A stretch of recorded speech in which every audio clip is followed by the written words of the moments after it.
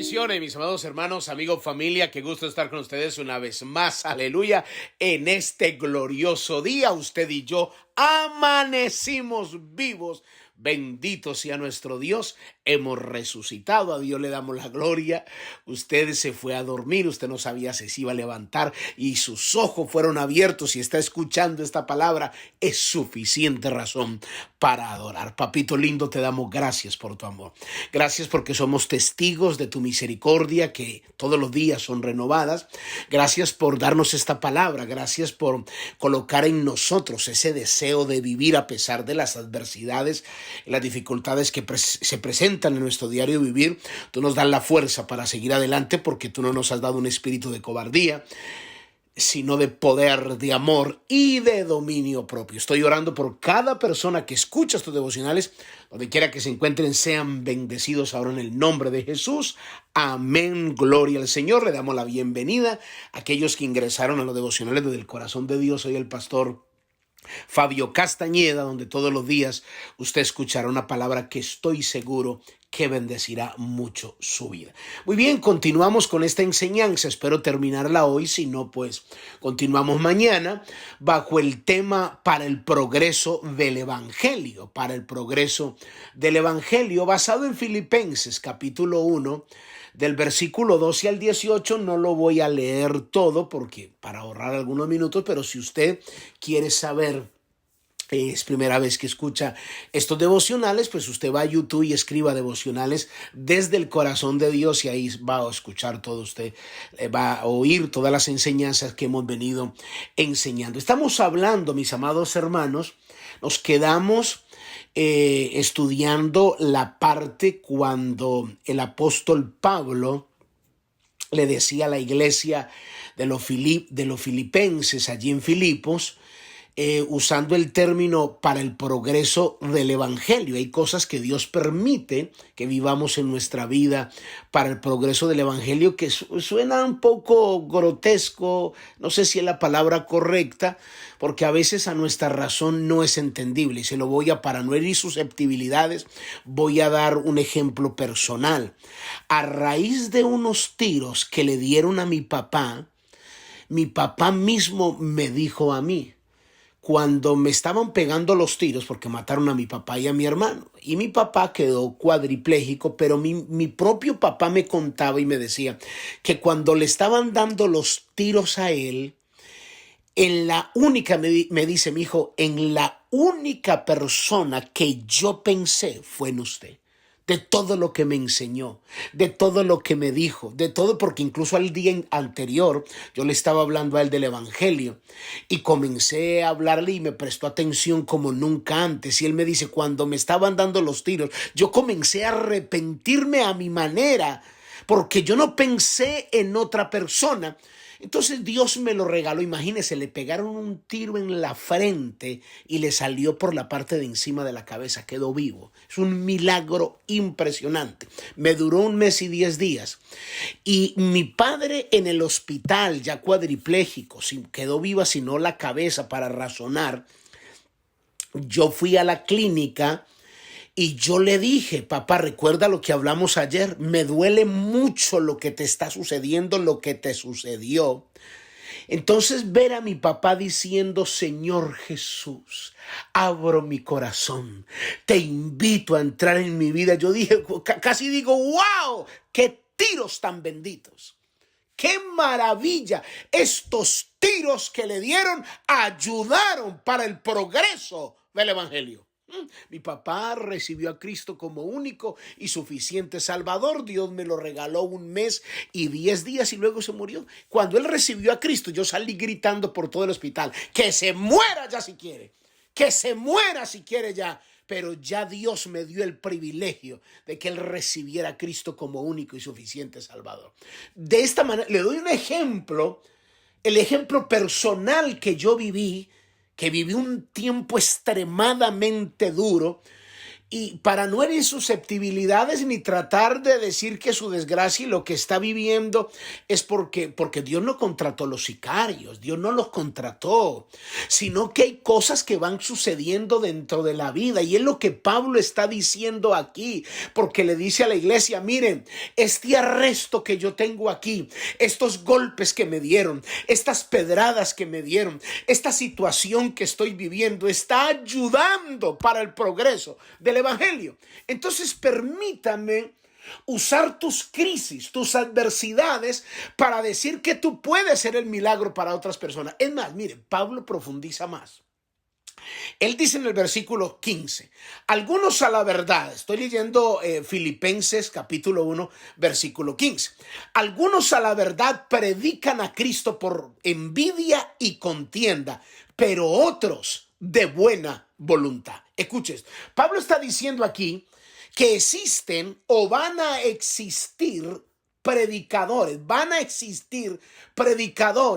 personas que les va a incomodar el resultado de los demás, como estaba incomodando los resultados del apóstol Pablo, que aún desde la cárcel el evangelio estaba siendo anunciado. Y esto desató en cierta manera una rabiecita en el interior de los envidiosos. Y sin embargo, ellos predicaban, pero con un corazón lleno de envidia, de rivalidad y de contienda.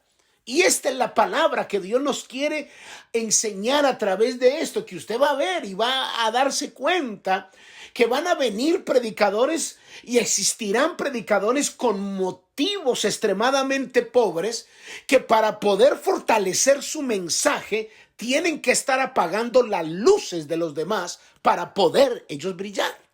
Van a existir, eso no lo podemos evitar, van a existir. Y sin embargo, incluso están violando el principio escritural de Filipenses capítulo 2, que la Biblia dice en el versículo 3, nada hagáis por contienda o por vanagloria, antes bien con humildad, estimando cada uno a los demás como a superiores a él mismo, no mirando cada uno a lo suyo propio, sino cada cual también por lo de los otros. Porque es que es muy fácil desfigurar cuando alguien, para fortalecer su mensaje, comienza a tirarle a las congregaciones grandísimas. Esos predicadores de mega iglesias que tienen iglesias grandísimas y comienzan a desfigurar la imagen de los demás y sin embargo están predicando. Lo hacen con celo, con envidia, con contienda. Y esto es tan impresionante que usted y yo tenemos que entender, y esta es una exhortación para aquellos que tenemos el honor de predicar la palabra, que si alguien considera que ha sido llamado por el Señor para predicar y enseñar la palabra, entonces ¿para qué tirarle piedras a los demás?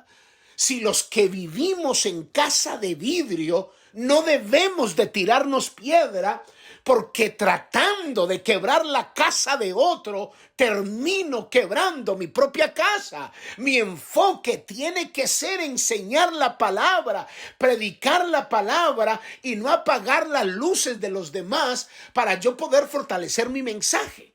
Entonces es necesario entender que aún esas dificultades, Pablo dijo algo extraordinario, dijo, ¿qué pues? En el versículo 18, ¿qué pues? No obstante, de todas maneras, o por pretexto o por verdad, Cristo es anunciado. Y en esto me gozo y me gozaré aún. Note que Pablo está diciendo, miren, esto es un poquito difícil de entenderlo, pero es tan glorioso que aún Dios mismo usa a aquellos que no están predicando en la manera correcta, que no lo están haciendo como Dios quiere que lo haga, pero aún Pablo está diciendo, pero me gozo porque aún Cristo es anunciado. Se lo voy a explicar de esta manera. Cierto lugar donde yo estuve, el pastor X predicaba en contra del fútbol. Y decía a esos cristianos que están detrás de una pelota, eso es del diablo, jugar fútbol, eso es del infierno. Y era una congregación como de 500, 600 personas y la gente decía, aleluya, amén. bien. Y bueno, ese era su estilo y él estaba predicando. Luego nosotros tuvimos que este pastor, este otro pastor, pertenecía a nuestro ministerio, con el cual trabajamos nosotros, y este pastor levantaba obras en ciertas ciudades. ¿Sabe cómo lo hacía? Él era un hombre joven, tenía una capacidad tremenda para predicar, pero se colocaba su uniforme de fútbol y se iba para las canchas con un balón a jugar él solo, y así hacía amistades. Y me consta, no me contaron, yo estuve en la iglesia de ese pastor cuando levantó varias congregaciones en cierta ciudad, para no identificar a nadie, en cierta ciudad que yo estuve ahí predicando en la iglesia de él. Ganó cientos de jóvenes que estaban en la droga a través de un balón. Se jugaba fútbol. Entonces, aquel predicador tenía 600 enseñándole que el fútbol es del diablo. Y el otro, a través del fútbol, ganándose a otros para Cristo.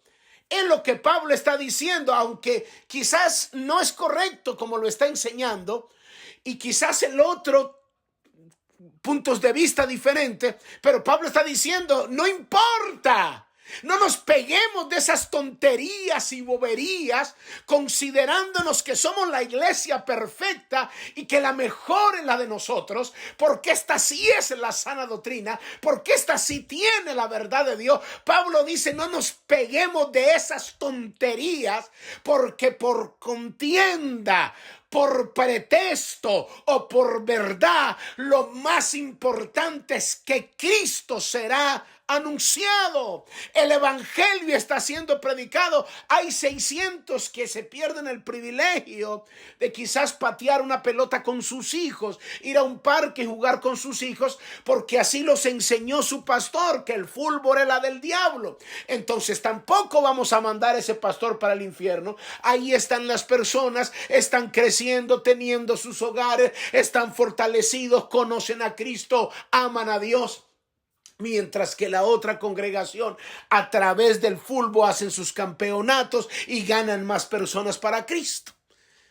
Es igual, si usted lo lleva al plano y pone esta misma dinámica en muchos aspectos, usted se dará cuenta que los seres humanos siempre queremos añadirle algo al evangelio cuando es tan sencillo, tan claro, tan puro y tan limpio.